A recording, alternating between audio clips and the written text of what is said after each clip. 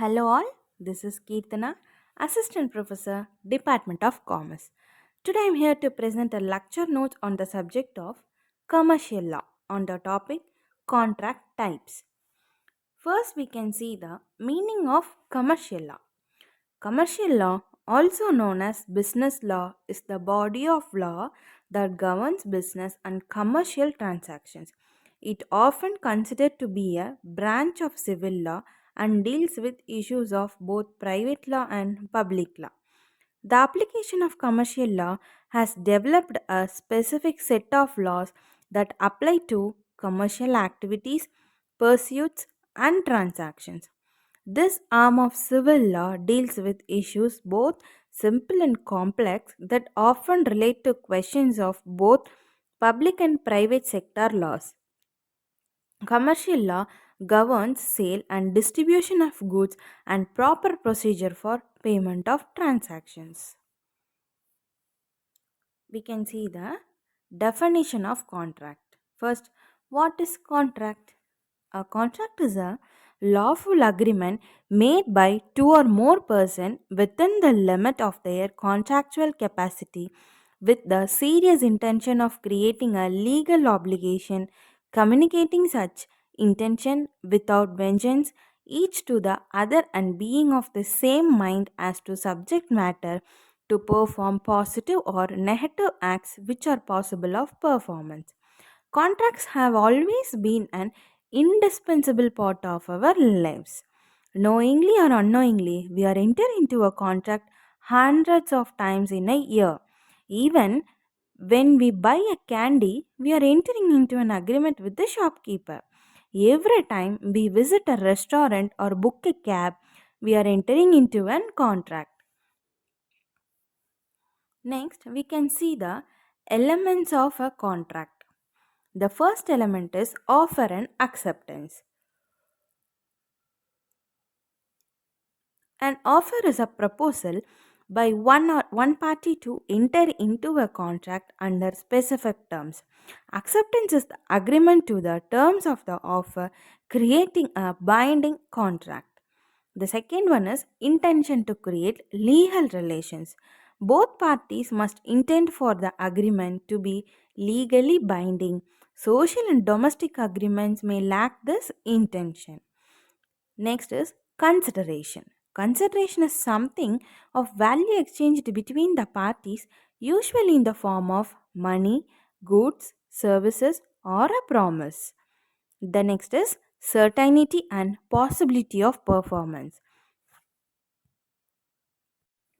The term of the contract must be clear, performance must be possible, legal, and not against public policy. The next is legality of purpose. The purpose of the contract must be legal and not prohibited by law.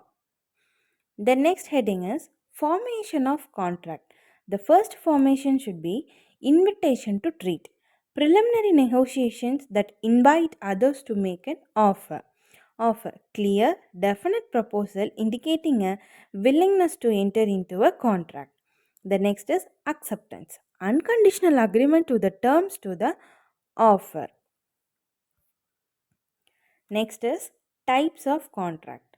So we have three bases. The first one is validity, second one is formation, and third one is performance. Express contract. These contracts have explicit terms either in writing or verbally communicated. Parties clearly state their intentions and obligations. The example is a written lease agreement for an apartment. The second contract is implied contract. Terms are inferred from the parties' conduct or actions rather than explicitly stated. The example would be a person orders food at a restaurant, implying an agreement to pay for the meal. Third contract is unilateral contracts. One party makes a promise in exchange for the performance of a specific act by other party. Example will be a reward for finding a lost item. Acceptance is by performance, that is finding the item. The fourth contract is Bilateral contract. Both parties exchange promises and each promises is the consideration for the other.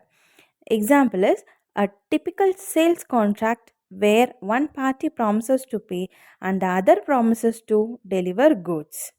And the fifth contract is executed contracts. All parties have fulfilled their obligations and the contract is completed. Example, buying a coffee and immediately paying for it. And the sixth is executory contracts. Some obligations remain unfulfilled and the contract is still in progress.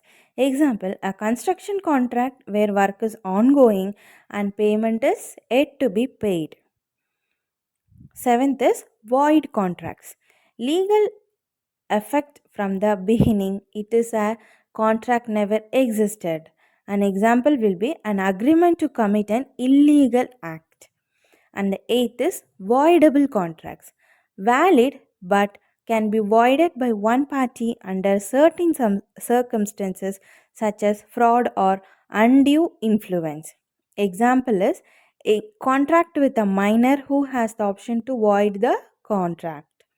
And the ninth contract will be unenforceable contract, valid but cannot be enforced due to legal differences. Example is a contract not in writing when required to statute of frauds.